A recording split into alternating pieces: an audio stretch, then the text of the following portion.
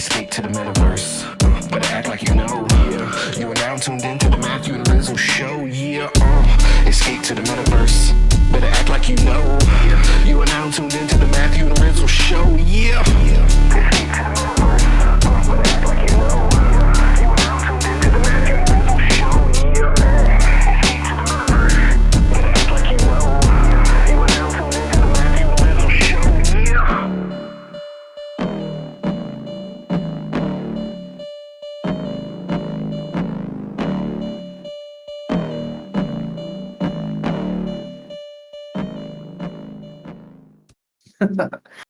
The laptop fan. Hopefully it's just something I hear. Hopefully the mic's not picking it up. Sweet. Also, I like that you can only type back to me. It's sort of like Chat GPT. You really are a robot, Dragonate. You are robot lady. Oh my god. Full circle. Excuse me? I am not Robot Lady. I am. Yo. Yo, what's up, dude? I was just talking to our robot lady, aka Dragonate. Dude, anything top of mind you want to talk about outside of Rizzlefest? Give me a second to gather myself here. Taxes are evergreen. The hyper Bitcoinization or whatever, the voting with their feet. Yeah, I don't know, man. B20. You brought up B20. That gained a lot of Beeple rug. traction. That wasn't a Beeple rug, though, is the thing. Like, I think there's just so much misunderstanding. People's name was like all over that shit. Is a utility token to unlock those 20 Beeple one-of-ones plus the Metaverse land. Like, if Should we just record this? We can record this. Yeah, let's talk about that. Yeah, let's talk about it. See where it goes. Boom. And we're recording. Shout out Drago Lady. Robot Lady, aka Dragonate. OMG. All right, let me take another sip of coffee, clear my head, these mental cobwebs.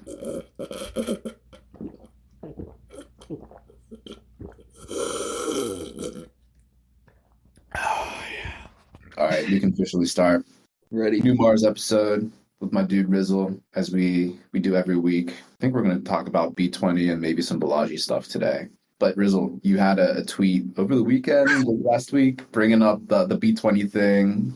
I annoyed a lot of people, but a lot of people co-signed. We were talking about this a little bit before we started recording, and you had a different viewpoint on it, and then we were just like, all right, let's just start recording. We can just sort of talk it out and everything.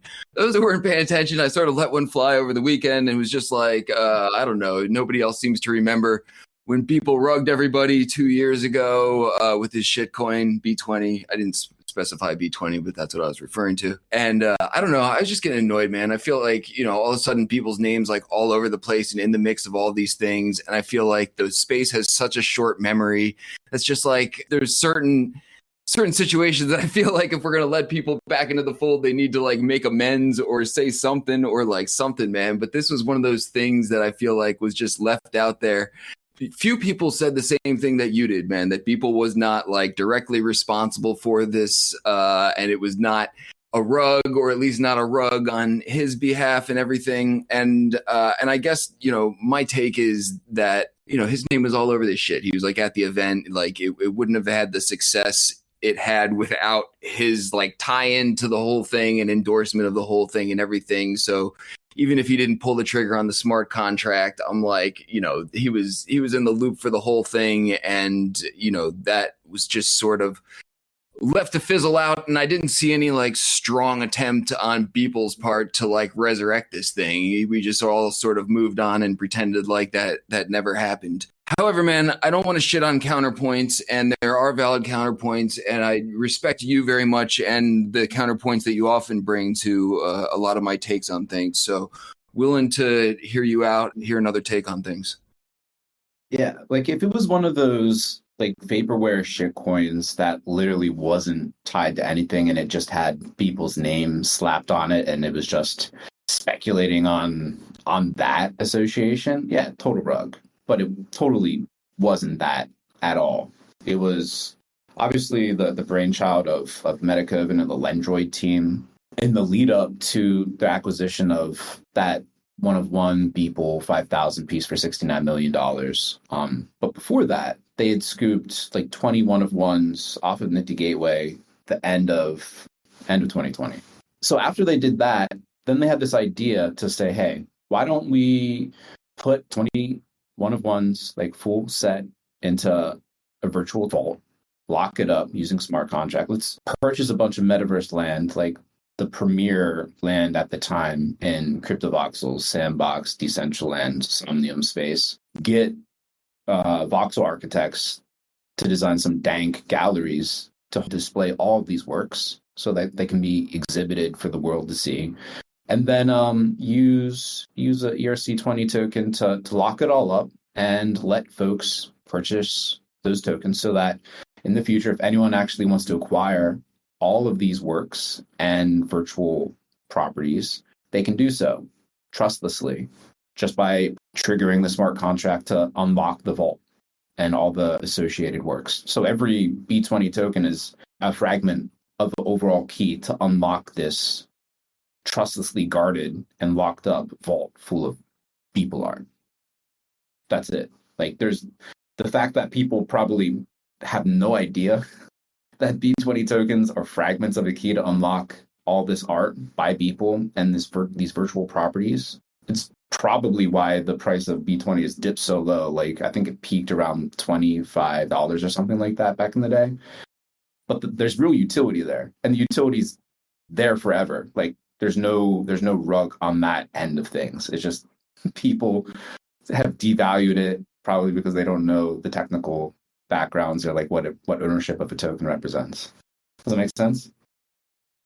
It does, man, but I feel like we've seen this in the past, like many times, where we're just like, oh, a token represents a value of a fraction of something, which like isn't like actually inherently tied to anything. We just sort of like accepted that at face value that like, okay, the token's tied to the thing. So and you know, I'm trying to approach this with an open mind, man. So you're telling me that if someone were to, I don't know exactly how it works. What is it like? You got to acquire a certain majority share in order to like unlock the Beeple trove or something like that, or what? Yeah. What you need to have a certain percentage of the B20 token. In order to trigger the buyout, you just need to hold at least 5% of the B20 tokens, and then you make a bid that it can be vetoed or accepted by the remaining B20 stakeholders in DAI, right? So you have at least 5% of the B20 tokens, not a super majority or anything like that, and then you make a bid. It could be $1, it could be whatever. And then token holders, they can stake their tokens to accept it or veto it, right? If it's accepted, if it goes through, then whatever the bid amount is gets distributed pro rata amongst the B20 token holders. If 25% of B20 token holders stake their tokens and say no, then the bid's denied, and an 8% threshold for B20 token holders needs to be accrued before they can trigger another auction start. So we'll link this FAQ in the show notes just so people can check it out, because it's pretty straightforward, pretty clear actually. But here's the rub, right? It's like you need 25% vote to pass. It's like, dude, I would bet a lot that 25%. No. So if the opening bid goes unchallenged, the auction comes to a close in 48 epochs. An epoch is 8 hours. Okay. So if I get 5% of B20 and I make a bid for $1 and nobody notices in like, you know, I mean, who measures shit in epochs, to be fair? 16 days. Okay. So I get 5% of the B20 token because nobody's paying attention. I slip in a $5 bid. The 5 days, 16 days worth of epochs or whatever pass. And then I just get all the Beeples. Is that how, like, essentially how this works? Yeah, exactly. You get those 20 Beeples, you get all the properties, and then you get a soundscape by Blau. Cool. So then I'm like, you know, so 25%, I don't know, man, this feels like whack. I'm like, how come someone didn't do this already? Is anybody really paying attention? Or is there some like Beeple whale that's paying probably attention? So why didn't anyone do this yet?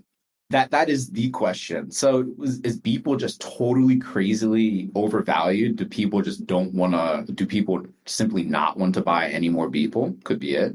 Do people simply not understand this is how the mechanism works? My money's on that side of things. People just don't know exactly how it works. They forgot about it. They thought it was a rug, whatever, like the common narrative is. Well, I mean, most likely there's some asshole out there like me trying to slip in like a lowball bid periodically who does like understand this. Which means there's probably someone else out there paying attention, like slapping these bids down when they come in. Otherwise, everybody has completely forgotten it, which gets back to my like previous point about it being like a completely failed like marketing endeavor, I guess, or whatever. Or like, I know you had something to say maybe on that point. Yeah, no, the community side of things, and this is where like I think Anonymous Nobody was probably the most vocal early critic of Metacoven in particular, saying like, hey, we had this B20 event, folks bought the tokens, sold out, whatever. People went on to the $69 million sale, everything pumped, everyone's feeling euphoric. And then like radio silence. Like Metacoven and Metaverse pivoted to other art focused things for the year 2021, culminating in that epic Dreamverse NFT NYC event, right? And then Metaverse pivoted again and started focusing only on like local Indian artists, right? So that lack of community, I guess, connection with B20 is what people felt like was more of a rug. Like people showed up, there's this big Metaverse event, everyone was there. It was epic, and then nothing. Like it was just okay, that was it, and moving on. And like according to Metacoven, that's what it was supposed to be. Just a one-time event. People get the coins. The coins are tied to trustless smart contract, and the community could lead it if they want to or not. Which, in retrospect, was obviously the wrong way to go about it, and created way more confusion and hurt feelings and feelings of betrayal than anything. But it was a misstep. But it's a misstep that has been, I guess, carried out over and over by that same individual. Focused on one thing, pivot later on to focus on another thing.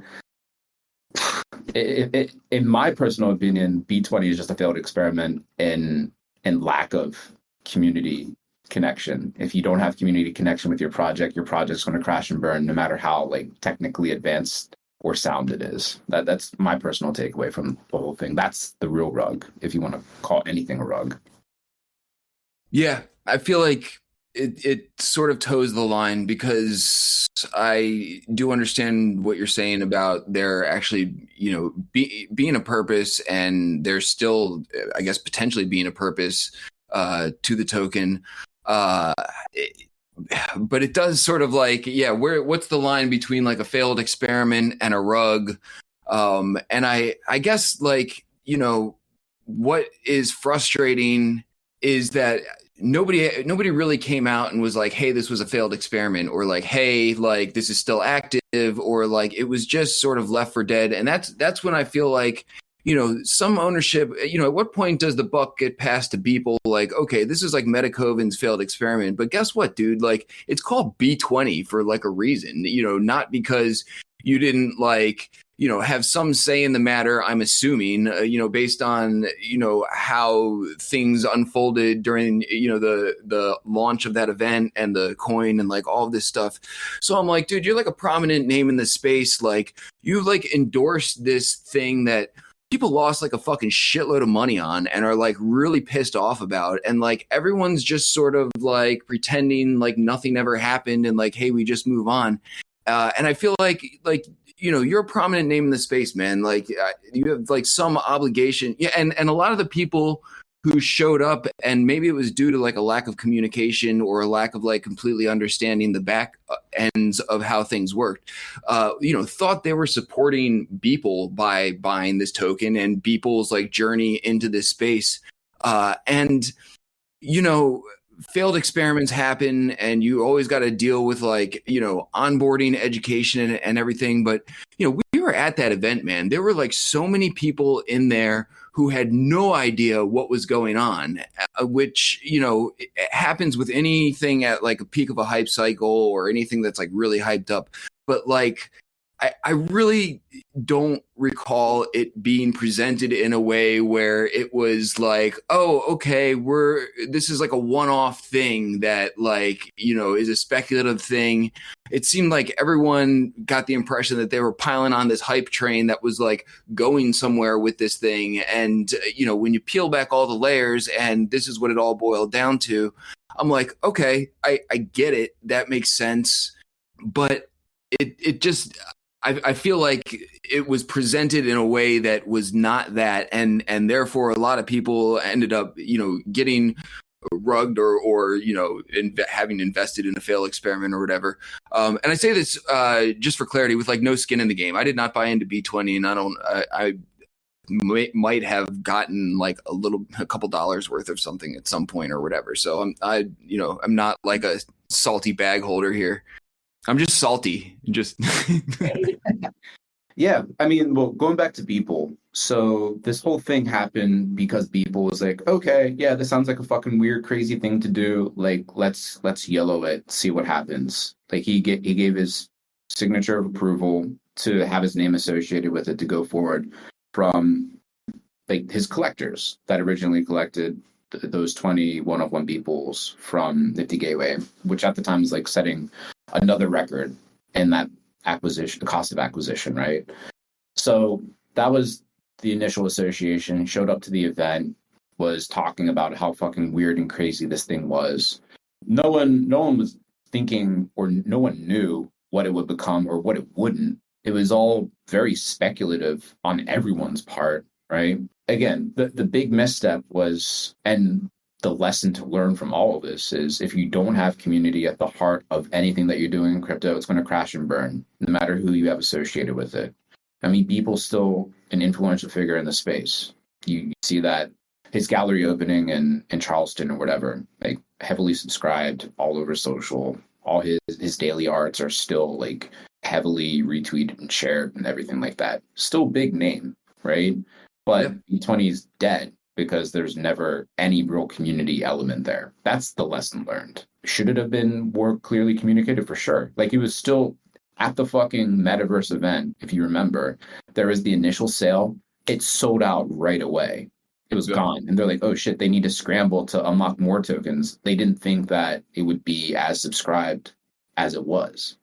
So they, on the fly, had to set something up to enable another sale. And then the auction site of this side of things wasn't even set up yet. So it was all very much like rushed, a work in progress. A lot of things that probably shouldn't have happened just kind of like dovetailed into this very specific event that had been planned for a few months or whatever. And then speaking of the actual auction page, like the auction page on that FAQ page that I was reading from earlier, it goes to a dead page. So I don't even know how to interact, if anyone wanted to, with the smart contract to trigger the payout. So it could very well still be a rug. There you go. Confirmed. I was right. It's a fucking rug. It really could be. It really could be. In theory, it's not supposed to be, but practically, if there's no way to interact, or if we can't figure out what the actual smart contract address is to interact with it directly, could be a rug. All right. There we go. Settled. Rizzle wins this round. Dude, I am a fake journalist now, so I investigate things. Well, there you go, man. And I feel like Beeple functions in like a different space than a lot of the rest of us do within the context of Web3. That sort of, he is that bridge between the mainstream audience and Web3, almost whether we like it or not. Like, he was able to, now officially rug everybody with B20, whether it was like, again, him who pulled the contract or disabled the link or like whatever. Regardless of history or how people feel about it, he is still that bridge. And, someone else was, that tweet of mine got some side conversations going, and I was, reading them. And, like it or not, you can't really take away from the fact that like that $69 million sale, like, brought a ton of attention to the space.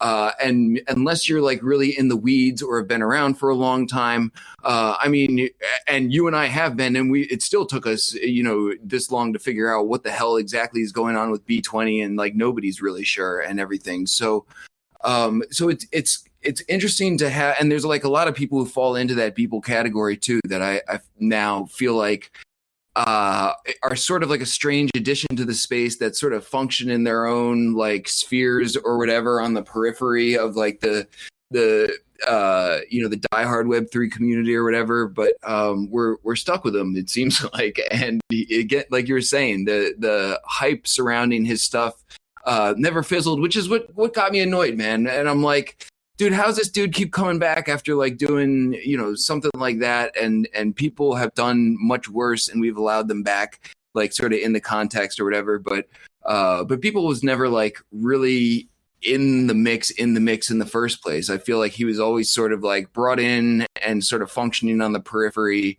And I don't know. Now here we are investigating his alleged rug.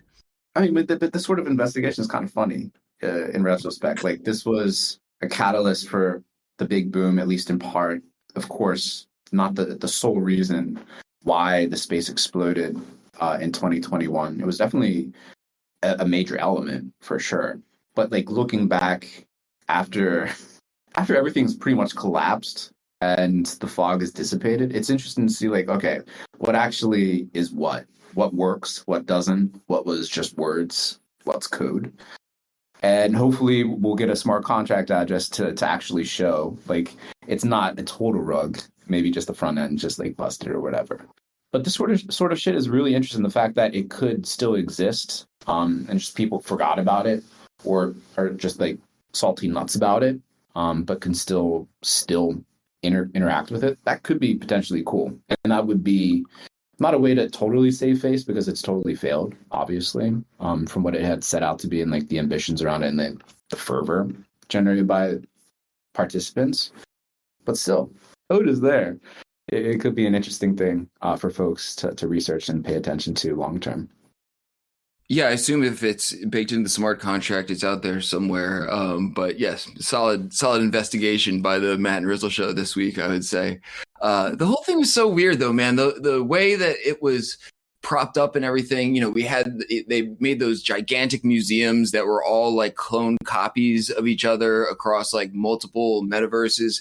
And, again, it's a lot to set up for like if the intention was like a one-off event, like, hey, here's like our utility token. Remember like Zoo Token? Like Zoo Token, I feel like, was that basically like, if we're all basically, for anyone listening, shout out Steve Klebnov, who pioneered the Zoo Token like way back in the day at the Whip, was a parcel in crypto voxels that was a zoo, and it's probably still out there. It's amazing. Built by Ogar, I believe, and fractionalized it and put it into zoo tokens, and then was basically like, hey, the zoo's for sale. You can like buy zoo tokens and, acquire a piece of the crypto voxel zoo. And that was cool and fun, and it sold, and everybody had a very clear idea of like what Zoo Token was and what Zoo Token did. And we didn't have to go to like 10 zoos all over the course of the metaverse and like all this crazy shit and everything. And I'm like, dude, if this was basically like Zoo Token, let's, call a spade a spade. But the mystery around the whole thing, and then like, I don't know, man, it's so weird. Maybe I'm beating a dead horse now, but shout out to Steve in the zoo. Yeah, shout out to Steve Klabanoff. I mean, consummate building in public, associated with a bunch of cool projects, still building, still here, still doing his thing. I don't know, maybe this whole thing is an argument against the complexity of the like tokens and like unlocking shit. I mean, more than anything, even like the zoo token is like, okay, like you get the token, like why make it like that? Maybe there is great power to it. Maybe this is eventually the way, with a few like front end UI improvements for collectors and holders and things like that. But maybe it's just telling us, hey, this is too much. Most people don't understand anything when you talk about fractionalized ownership. You know what I mean? Yeah, dude, 100%. And actually, I believe, and I could be wrong, but Steve does a lot of stuff for the sake of just doing things and experimentation and everything, which I love. And I believe Zoo Token was the first fractionalized parcel in the metaverse, like in that capacity, and was sort of just let's do it for the sake of doing it type of thing. But getting back to your point, and I feel like actually Steve could probably identify this if he's listening, because Steve makes really complicated projects that are insanely cool, but also probably has some difficulty explaining them to people. And I feel like in working with Monaverse and doing a lot of this metaverse stuff, and have been on some panels with Jin recently, and thinking a lot about like the complexity, and we talked about this last week a little bit too, man, about it's you still have to be so many layers deep in order to really appreciate what's going on here. And I was never cared too much about like really onboarding the masses or onboarding normies, or like trying to bring in audiences that have no inherent like interest in crypto or Web3 or anything. But there's certainly something to be said for tapping into that audience that is on the fringe, that does have some interest in it, but like can't figure out what the fuck is going on with any of this stuff. And that's when I think we get back to what we're talking about, in that like, launching some of these projects that have like complicated mechanisms, unless you're like specifically targeting like the OG crowd, it's too much for most people.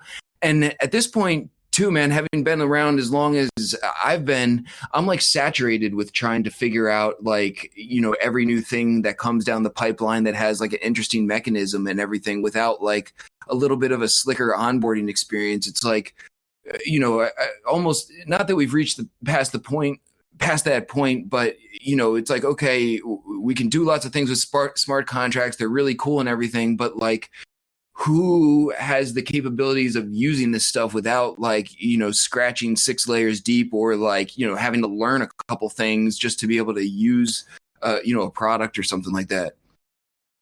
Yeah. I mean, honestly, it's a red flag for me whenever I see a project that's being explained, or like even I love what Bright Moments is doing with their crypto citizens, right? But around that project, they've layered these art releases, and they've curated immaculately like the artist lineups for each of their city launches, like for Berlin, for Mexico City, for London, upcoming for Tokyo. But the auction mechanics and the mechanics and options folks have in order to participate and buy the art is just so unnecessarily complicated. Like, so much so that you need like an over hour long like breakdown of how everything works. There's multiple min passes for multiple stages. There's differences between buying an individual edition of art versus like a whole set, which adds more complexity. And it's just like, it just seems like a cash grab. Like, we're making things unnecessarily complex, so people just send them their money to get something in the end, right? And that goes for a lot of projects where the explanation of how to participate is so fucking complicated. It's just a red flag. It just seems like very cash grabby. People don't remember it after it's happened, how it actually works. There needs to be like crazy long FAQs and things like that. And it shouldn't be difficult. When you're trying to sell something to someone, like, you need it to be simple. You need it to be memorable.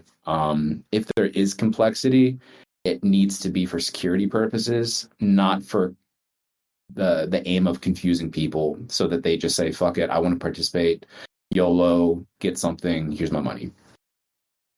Yeah. It seems like we're on like the tail end of like the buzzword hype cycle, where like lots of people liked all of these things that people were offering, but now that we're actually seeing some of these offerings play out, and people are like, oh, this is actually like really janky or complicated or like confusing to interact with or whatever. And it's like, yeah, that's how Web3 actually works in the long run.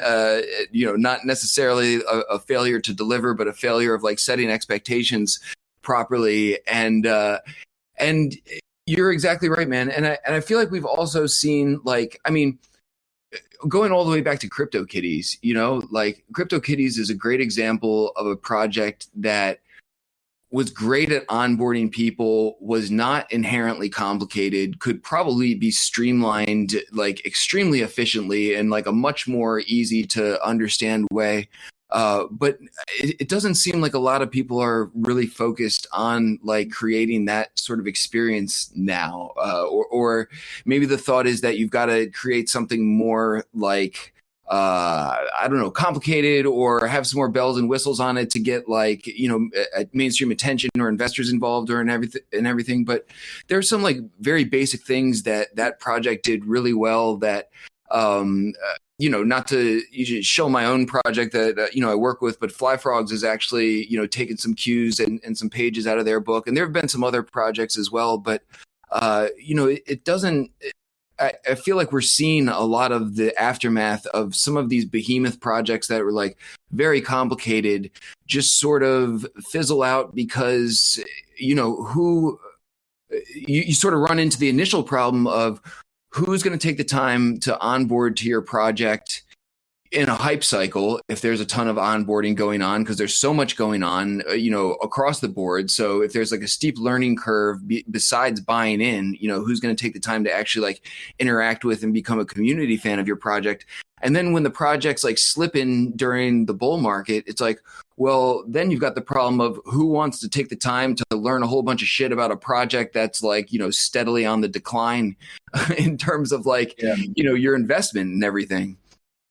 Yeah. And I think it's probably a good point or a good time to point out projects that are seemingly complex. Like, for example, Math Castles by Terraforms, right? The on-chain art project. There's a lot of crazy technical complexity around how Math Castles and Terraforms actually work and like what they actually are. But at the root of the complexity is the simple on-chain art project. Like the on-chain part is pivotal. It means that like the creators could disappear and like the art will live on. It doesn't need anyone to help support it. And it's just the community of freaks and geeks that love and like appreciate that the technical complexity that allows this thing to exist potentially forever, as long as like the Ethereum blockchain's around. That's cool. That's different, right? That allows people that love to get into these puzzles and like how things work and like tinker around it and build on top of it to do their thing and like really become this like community activated project that it's become, right? I think you probably can see the same thing with like Bike Ends by Pindar. Totally on chain. It is what it is. Folks are making derivative art based off of these Bike Ends that will live forever as long as the Ethereum blockchain is there. That's very different than these projects that you're talking about. And we've seen that have launched with these crazy ambitions, try to make like the meatiest roadmap that is totally predicated on execution by the centralized team, that inevitably, because the market's fickle and will move to like the next hype thing, will buckle because under its own weight and like just crazy roadmap and fail and disappear because it's all predicated on centralized execution and action, which over time is just not sustainable for something that is overly complex or ambitious. And it just, for whatever reason, the market had sent all the money to the latter and not so much like projects like Math Castles or Bike Ends to begin with. But we're starting to see a change, and you're seeing the projects that are continuing to stay around appreciate over time, be the ones that fundamentally are simple, but allow for community created complexity and creation to arise on top of it. So we're going in the right direction, I think, largely, but we're still in a hangover phase, dealing with all the bullshit and like crazy roadmaps of like 2021 projects. Yeah, agree, man. I feel like it always comes back to the art, man. I feel like so many of our podcasts have like circled back to this point, and within this context, like in my head popped art blocks, but I feel like it extends across the board. Just in terms of that's like originally why I fell in love with like art blocks projects in general, like very early on, because you can, and I think this extends, and it does extend to art across the board, but you can look at something, appreciate it at face value, and you have an instant connection with it. And then, you can scratch as deep as you want to figure out like, more nuances about it, or like learn more about it, or the creation process, either with like the individual artist or like the code behind it and why that was like a novel thing. Or you can just look at it and be like, I like this thing. And I think that's what, so sort of going back to CryptoKitties too, man, that I didn't start accumulating CryptoKitties early on because I was breeding them or for investments or anything like that. I was interested in like NFTs and Web3, and I just thought they were like really funny looking and the stories were clever. And I was just like, I like this thing and I want one. And that is what like, very early on led to me like scratching a few layers deeper once I was like, oh, look, here's another cool one. Look, here's another cool one. And yeah, man, I think we're hitting something here that's what a lot of these projects are missing. And there's a lot of like really fucking ugly PFP projects out there that have managed to sustain themselves, and beauty is in the eye of the beholder and that kind of thing. But I've always I've made the mistake of buying into a few projects that I thought were like a good idea that were like not visually appealing to me, and I feel like that's always been every time I've done that, I've wished I didn't do it, because even if I get stuck with something that depreciates in value or something, at least if I like it, there's some like saving grace in that. And that, there's a lot of projects that have gone down in value, but I still have like no regrets, or like a lot of art that I have that's gone down in value, like in theory, that I have no regrets. Again, going back to that point where like, I like it and I can scratch a few layers deeper and it's cool and I can like sit with that. But, when you buy into some of these projects and you don't like it initially, and then you're stuck on this like roller coaster of like, are they going to deliver, and like, all this kind of thing. It's just, I feel like across the board, you're really playing like Russian roulette, because a lot of those projects have proven to not be able to hang. I mean, there's a lot more sophisticated projects that have been around longer that still can't hang. No, 100%. Yeah, it's going to be interesting to see like how many people actually pay attention to these lessons. I still feel like we're going to see so many shit projects come to market using the broken playbook, the playbook that's been proven not to work, as opposed to the one that really does. Yeah. I can't wait to see like what the next like really dumb thing is going to be during the next hype cycle. The PFP craze, when like everyone started turning it into a different animal every day, like at the outset was just like such like a random like bewildering thing to see it like become so all encompassing. So I wonder what like the next like thing will be. I don't know, like going back in time, like after Beanie Babies, like, what was the biggest craze that came after Beanie Babies? Because I think like the adjective animal PFPs were like the Beanie Babies of crypto, my personal opinion. Yeah. But like history rhymes doesn't repeat. What came after that? Tickle Me Elmo? I don't know. Pokemon. Some sort right? of like, yeah, some sort of like that Trading style card game thing. Yeah. I mean, that would honestly not be the worst thing if there's like if we get a Magic the Gathering, a real Pokemon out of this, something that's like lasting, sort of like iconic, can be purchased just to collect or part of a larger game. Yeah, I mean, maybe this like CryptoKitties 2.0, something that's sort of simple, allows various points of entry, either as like a pure collector or someone that's like infatuated with the game, or like the potential complexity of some other technical component of it. Could be interesting. And if there's appetite from whoever creates it to really sustain whatever community sprouts up around it, that could be really cool. Like in contrast to like Axiom Zen and Dapper Labs back in the day, that sort of abandoned CryptoKitties in the initial community to go focus on their other like cash grab things. Shout out to Poopy going on to Doodles and doing the same thing to the Doodles collectors that had happened to him and the CryptoKitties collectors. We can talk about that in another episode. Dude, you scratch at something interesting though, man, and I feel like that we talk about collectors a lot, but I feel like when most people think about collectors within the context of this space, we're mostly talking about investors. And I think that's like something worth differentiating, and something that a lot of projects, and again, coming back to art, like that's a demographic that art is able to split, where you get people buying it just to collect it, just because they want it. And then you also get investors in there, but there's not a lot of projects that are able, or anything besides art, that's able to like really toe that line.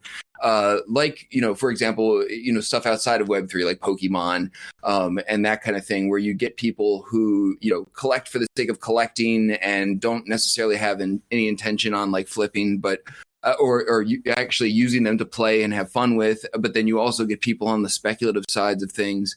And that's like been a tough line to toe, I think, for people in Web3, because you almost get no like real collectors, or you just get all speculators turning your thing into, a pump and dump. Mm-hmm. Yeah, I mean, people are figuring out this decentralized community, like that side of things. Like, there's very few real community builders yet in the space.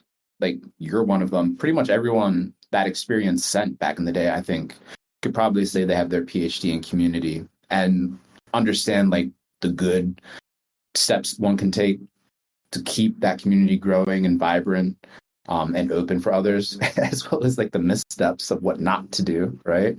But there's really a dearth of proper community builders yet. And without the community builders to complement the technical builders and creators in the space, you're going to have a lot of people just fall into cesspits and black holes, and like not be able to come out of it. And until we have more projects that are really, really sustainable and cultivate the right sort of ethos amongst all the participants, we're gonna have these series of missteps and misfortunate kind of endeavors that inevitably fail or whatever. But yep, again, it's fun, man. All this shit is really fun to talk about and think at and analyze and reflect on, especially over time, as again, like the clouds of war or mists of war, whatever you want to say, the mist of the rugs settles. Yeah, this was a fun one, man. Good shit as always. We got a good whip coming up this week with Metageist. I think he's taking us to a couple different spots, one in Monaverse and I think one in On Cyber. And then we got Scoob, who made this awesome like arcade style basketball game in a Monaverse parcel. We'll do like a little free throw shooting contest in the spirit of March Madness and give away some prizes. And I know Fabiano and Patrizia have something cooked up for our audience. So if anyone's around Thursday 3 p.m., come hang out at the whip. Oh yeah, 3 p.m. Eastern time, I should clarify. Shout out Brookhawk and Dragonate and Rafina hanging out with us. Any questions from Robot Lady or Brookhawk or anyone? Oh, hold on. Dragonate's typing. Spit it out, Dragonate. The live recording studio. We still gotta finesse this ending. This is always like so awkward. Like, hold up. Did we have anything, Robot Lady? Why do you pretend I don't exist? All right, there we go. Dragonate's got jokes. Robot Lady. Dragonate's got jokes. All right, later, dude. Later, man. Peace.